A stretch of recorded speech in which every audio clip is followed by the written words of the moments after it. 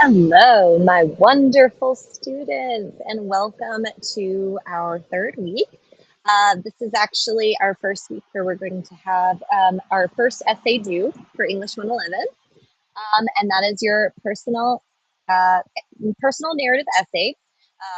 So it's a literacy narrative. So we're going to capitalize on our momentum from last week, and here, let's go ahead and get started. All right, so what you'll notice here is that your readings for the Norton Field Guide are specifically about the drafting of the essay this week. And so if you are in our lab class, English 045, then you'll have some support materials to help you like put together your draft. But if you're not in that class, don't worry, I still got you. But since we're kind of crunching things into a shorter time frame, you should be able to finish and post your first draft by Thursday. And your first draft will then have a turnaround time of about a day, 2 days to get peer review, and then you'll submit your final on Sunday. So just set your due dates accordingly. And so if something towards the end of the week is like you're working a lot, just like go ahead and take care of it early in the week so that you can get started. All right, so what we're going to work on today is also working on revision and doing the Renovate Your Draft workshop. Let's get started. So if we click on essay 1, this is what you are doing. And so this is your first essay, and it's going to incorporate our mentor texts that we've studied, Amy Tan, De La Pena, Langston Hughes. You can also incorporate any of the other pieces if you would prefer as mentor text. But you're going to write a narrative that is your own. And in this narrative, you're going to think about how some aspect of your life has shaped the world, right? So the thing that you have to do is you have to engage your senses. You have to use a mentor text and quote from it. You have to have a clear structure, and you have to show, don't tell. And so down here is your rubric that kind of helps you like figure out which direction you need to go in.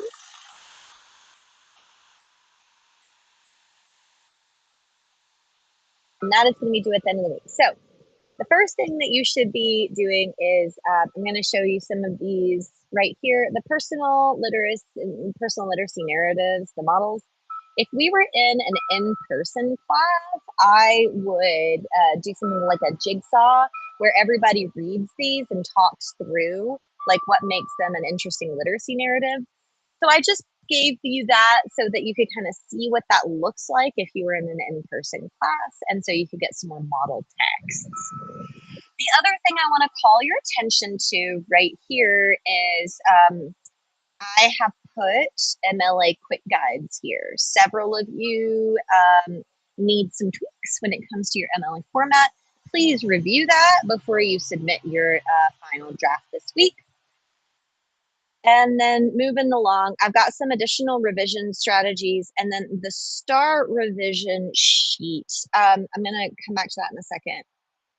The other thing I want to show you, there is a checklist for author's voice and style that I wanted to draw your attention to. And this is another resource. And this resource is just a really interesting checklist that I've also used in my in-person classes that focus on like, what are specific words doing? What about the selection of detail and the tone, the figurative language? And so I want to give you as many resources as possible to make sure that you feel comfortable moving forward with this. So if you find that those things are helpful, please use them, but only use the resources on here, like, you use the ones that are the most useful for you. Okay, the last couple things I want to show you is here. I've also provided an outline here, and if you're in my 045 class, then you've already started on an outline.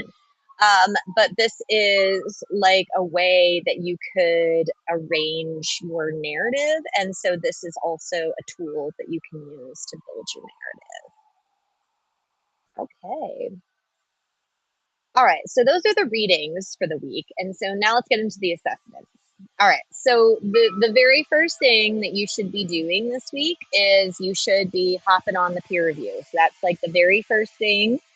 And so if you haven't written your first draft yet, like don't worry, you're not behind, but you'll want to have a first draft no later than Thursday.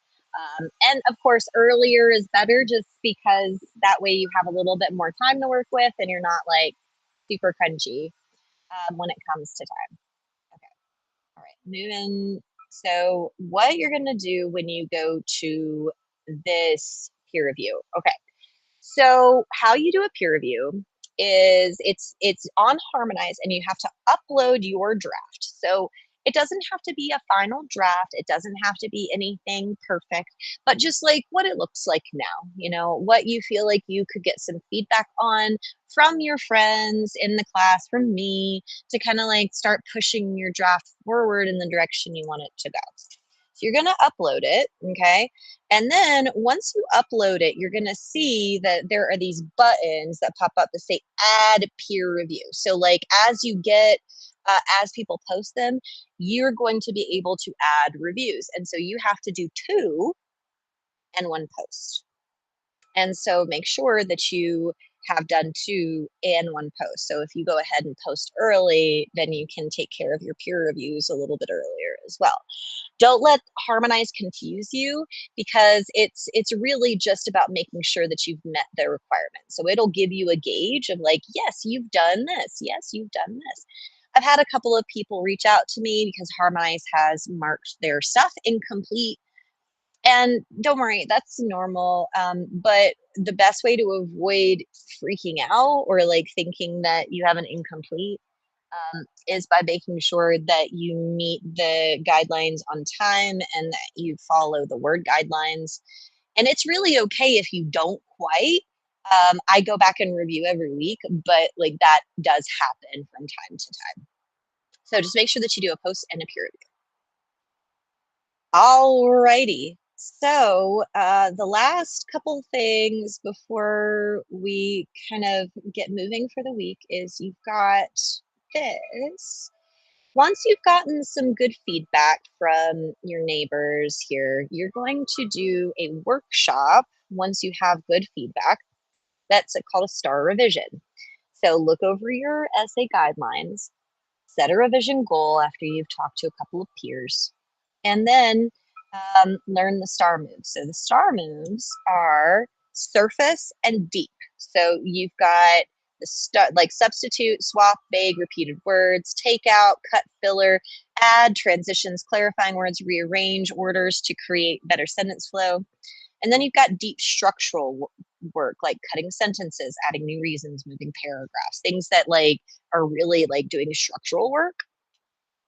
So the hardest part about this is that you have to work through your draft using the STAR method and you got to mark it up and tell me how you're revising. I think it's best done if it's physical. But if you want to do it digitally as an annotation exercise in that way and do like Google comment, I'm fine with that. But I do think that there should be very clear indication and evidence that you have been going through and changing your draft. And then you have to tell me what were the surface and the deep moves and what did you make in regards to changing your draft. And so I should be able to see like a marked up draft or something that has like annotation. I need to like visualize it because we would be doing this in class like in person if we could. So once you've gone through that revision process and you have gotten good feedback from your neighbors, you're going to finally submit your literacy narrative at the end of this week on Sunday. And that will be your very first court assignment. So I'm looking so forward to it. And I hope that you all have a great rest of your week and happy summer solstice.